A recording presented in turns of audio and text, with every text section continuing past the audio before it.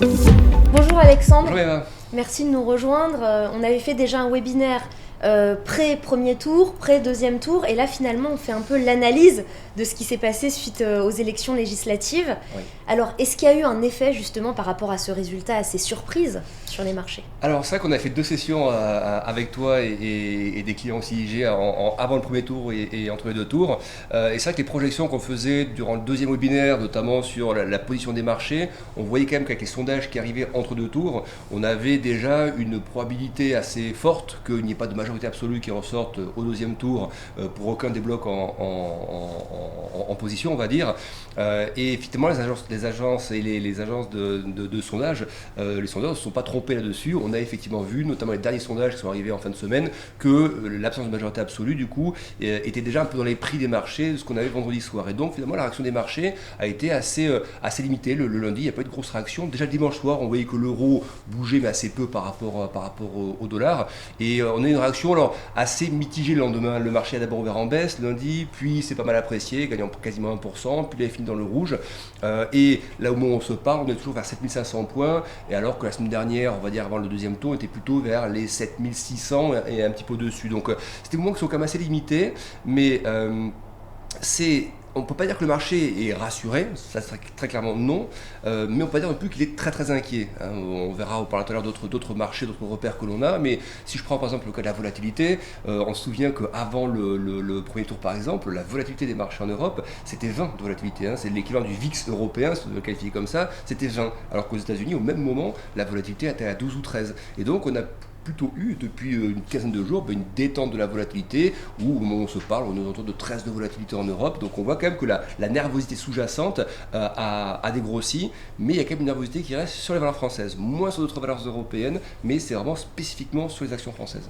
Donc j'allais te poser la question justement des valeurs, tu nous as parlé du VIX, du CAC, les valeurs françaises, pour le moment ça se cantonne plutôt vraiment à ça? Oui, parce que quand on compare par exemple le CAC qu'on compare souvent au DAX par exemple, à l'homologue allemand, on voit très bien que la performance du DAX, déjà par rapport à son sommet, la perte a été beaucoup plus faible que pour le CAC 40, et même ces derniers jours, on voit globalement que le DAX tient quand même pas trop mal par rapport au CAC 40. Donc c'est vraiment un focus qui est fait et qui est assez un peu questionnant aussi, parce qu'on vend plus les actions françaises qu'on vend les actions allemandes ou espagnoles ou italiennes, alors que je pense que le sujet politique, effectivement, il a été peut-être minoré par rapport aux actions, et donc on dit attention, la politique peut avoir un rôle sur les actions, mais désormais, je pense quand même que l'impact politique sur les actions est désormais assez élevé, c'est-à-dire que le risque extrême, d'un point de vue marché en tout cas, ayant été écarté, bien sûr qu'il y a un risque de blocage, un risque de ralentissement ou autre, mais est-ce que cela peut continuer à faire vendre les investisseurs, pousser les investisseurs à vendre le CAC 40, à un moment donné, les entreprises continuent de performer, de vendre en Chine, de vendre aux États-Unis, de vendre ailleurs. Donc oui, ce qui se passe en France reste important, mais il me semble que le stress du marché est déjà bien intégré dans les cours. Donc après, bon, il y a plusieurs scénarios, mais on disait tout à l'heure sur la partie CAC 40, oui, ça se focalise sur le CAC 40, parce que si par exemple tu regardes l'euro-dollar, il y a très peu de mouvement. On était à, grosso modo, les niveaux c'était 1,08 avant la dissolution, post-dissolution, avant le premier tour, 1,06, 50, 60, donc c'est pas non plus des grosses variations à la baisse, et on est remonté au moment où on se parle à 1,08. Donc pour l'euro-dollar, c'est, je dirais, presque non-événement, c'est assez intéressant de voir que c'est presque non-événement. Et sur les marchés de taux, par exemple, on parlait beaucoup du spread, le fameux spread qui était le repère. Ah bah justement, j'allais te parler de la dette, parce que tu me disais, quand on en a parlé la dernière fois, que le risque, c'était qu'il y ait énormément de tension au niveau de la dette. Alors, qu'est-ce qui s'est passé justement sur le marché de la dette? Est-ce que c'est resté assez neutre, avec finalement un marché qui a déjà pris en compte cette nouvelle? Alors oui, si on prend le spread par exemple, au moment où on se parle, on a un spread qui est à 69 points de base. Donc c'est le spread, on rappelle ce que c'est l'écart entre le taux 10 ans français et le taux 10 ans allemand. 69 points de base, si on regarde avant la dissolution, c'était à peu près 50 points de base.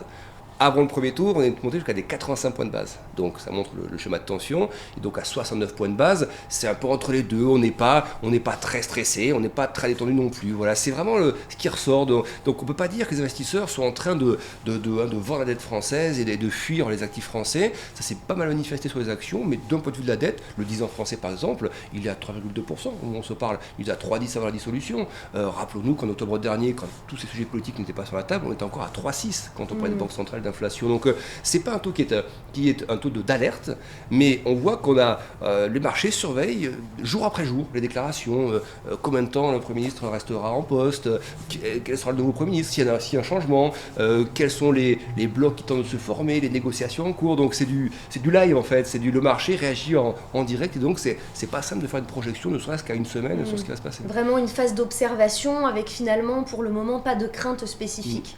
Et au niveau des agences de notation, parce que là aussi il y a eu plusieurs alertes qui nous ont été données, qu'est-ce que ça donne? C'est vrai que les agences sont peu confortables par contre à ce qui se passe en France, parce que le problème de la France, c'est le problème. On n'a pas non plus que des problèmes, mais ce que les agences surveillent, comme toujours, c'est la trajectoire du déficit et la trajectoire de la dette globale. Et c'est vrai que la France, ça par contre, c'est un souci depuis quelques années, c'est qu'on n'arrive pas à ramener notre déficit vers les 3%. L'année dernière, par exemple, on avait un déficit de 5,5% du PIB. Sur la seule année 2023, l'année d'avant, c'était pas loin de 5%, encore un peu en dessous de 5%. Celle d'avant, on était à plus de 6%. Puis encore celle d'avant, qui était celle du Covid, c'était 9% de déficit. Donc on voit que depuis plusieurs années, alors, le quoi qu'il en coûte post-Covid, tout le monde en a fait.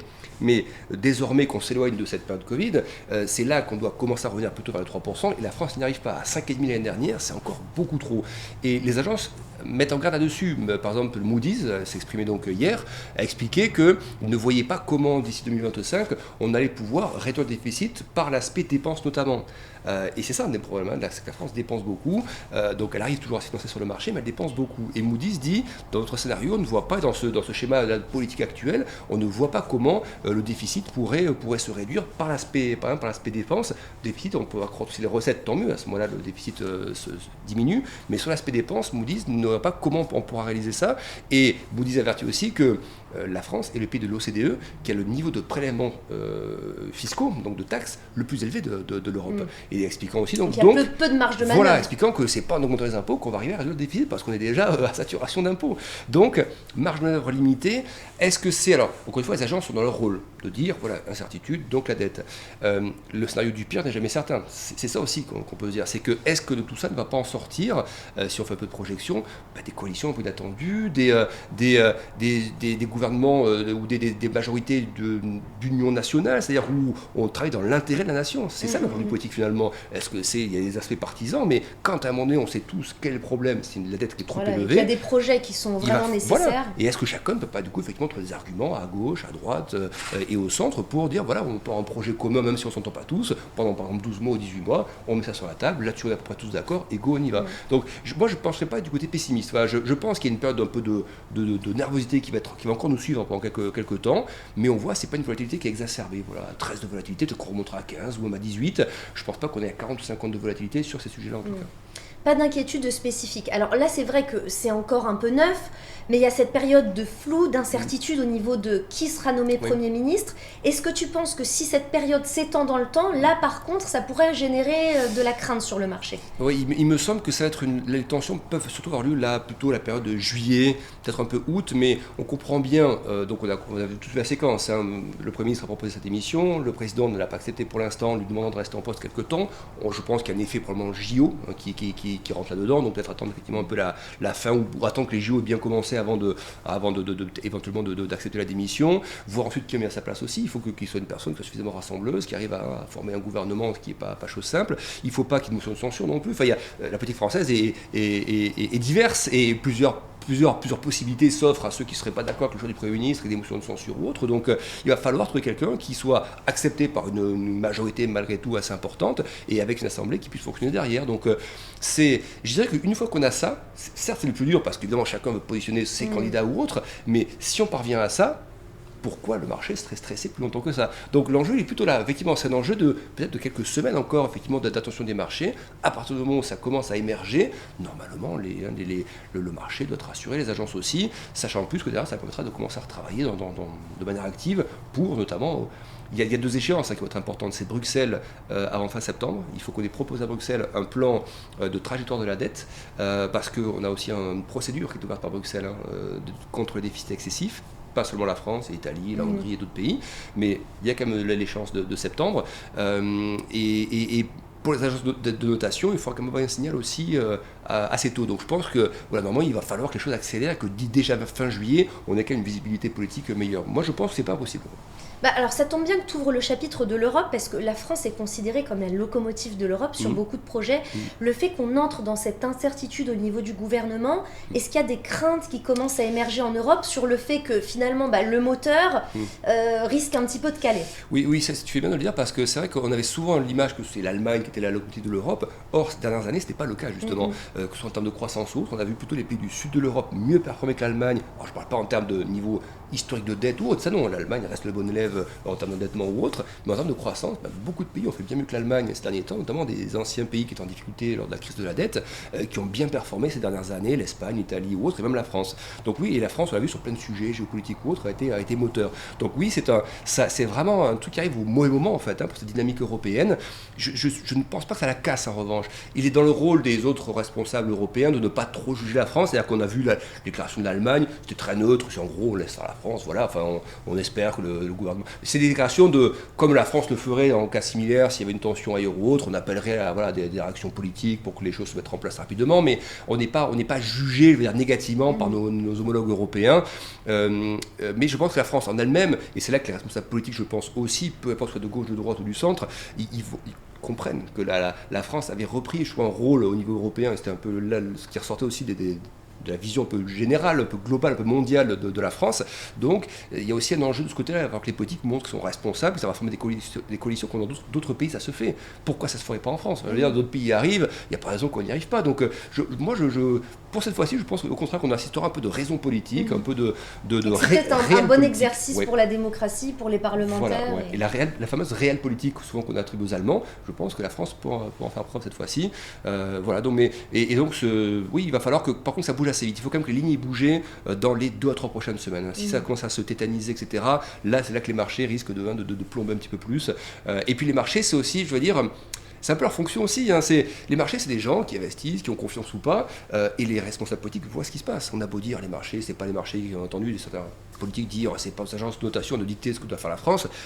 Les agences, elles disent juste ce qu'elles observent, et ce sont ceux qui prêtent à la France qui décident ce que je prêterai encore à la France ou pas, et combien j'ai demandé de taux d'intérêt à la France si je lui prête maintenant. Donc face à cette réalité économique-là, on ne peut pas faire autrement que ça, eh bien, il va falloir composer et avoir une réaction politique rapide. Et je pense que, normalement, des hommes politiques suffisamment intelligents pour comprendre l'environnement financier et économique dans lequel la France évolue et qui sont les prêteurs, et on ne joue pas à ce jeu très longtemps avec eux parce qu'à un moment donné, on n'arrive plus à se financer tout simplement. Donc, il va falloir aller assez vite quand même. Merci Alexandre, parce que tu as répondu à beaucoup de questions en ce qui concerne ces élections. Alors maintenant, quelle est la prochaine échéance? Qu'est-ce qu'on va regarder? Je pense aux élections US éventuellement. Oui, c'est ça que l'élection française, enfin la partie européenne, on va avoir peut-être encore une petite partie de l'été, mais assez rapidement, je pense que le focus va se faire sur la partie américaine. C'est déjà un peu le cas, mais vu que la France truste un peu l'attention de tout le monde, on voit un peu moins, ou on parle peut-être un peu moins des éléments liés à Biden, par exemple, à cette candidature, est-ce qu'il sera réellement candidat ou pas. C'est déjà des sujets qui sont importants, parce que pourquoi c'est important déjà de savoir qui sera candidat pour les démocrates, et pourquoi cette tension au sein du Parti démocrate, où on voit que le président actuel ne veut pas transmettre le flambeau ou autre. Parce que ça, on l'a vu, les marchés réagir, alors ça n'a pas duré très longtemps côté US, mais comme quand la probabilité de Trump s'est nettement accrue après le débat raté de Biden, on a vu que le dollar s'était un peu renforcé, que les taux étaient un peu repartis à la hausse, et que les marchés actions étaient mi-figue mi-raisin. Pourquoi? Parce que le programme de Trump, si Trump 2024, c'est le Trump qu'on avait en 2016 aussi, eh bien c'est un programme qui est souvent assez expansionniste, c'est-à-dire qu'il baisse les impôts, il y a de la dépense en face, etc. Alors on ne peut pas dire que le président actuel n'ait pas fait de dépenses, bien au contraire, il a un mandat qui a été marqué par des niveaux de dépenses extrêmes aussi aux États-Unis. Mais ce que je veux dire par là, c'est que le marché se dit, Trump, c'est toujours pro-entreprise, pro-croissance, etc. Or, au moment où la Fed a un peu de mal toujours à ramener cette inflation vers 2%, il y a des progrès, mais elle n'a pas encore réussi à baisser les taux, si Trump mettait tout de suite en place un programme assez expansionniste à nouveau, ça voudrait dire peut-être une inflation qui persisterait, donc moins de capacité à baisser les taux tout de suite, et du coup ça freinerait ou ça entraîne pour nos positions avec ce que souhaite la Réserve fédérale, et donc ça paraît d'importance. En amont, de savoir déjà si on a l'impression qu'il n'y a que Trump qui sera président, les marchés vont peut-être déjà commencer à se positionner un petit peu, les taux peuvent rebondir un petit peu, le dollar aussi, ce genre de choses. Alors que ce n'était pas la trajectoire qui était un peu prévue depuis quelques mois. Ce qui était prévu, c'est plutôt les taux qui allaient se détendre, le dollar qui allait se détendre, parce que la Fed allait commencer à baisser les taux. Donc voilà, il y a des gros sujets déjà en amont décisions comme ça qui normalement sont censées attirer l'attention des marchés. Et puis il y a les résultats qui arrivent aussi. Ça aussi, c'est des sujets entreprises, États-Unis, Europe. Là, dans quelques jours, ça commence. Donc voilà, les résultats, la politique française, résultats d'entreprise, et dans quelques semaines, peut-être un mois ou deux, l'aspect politique américain. Parfait. Merci beaucoup, Alexandre. Merci,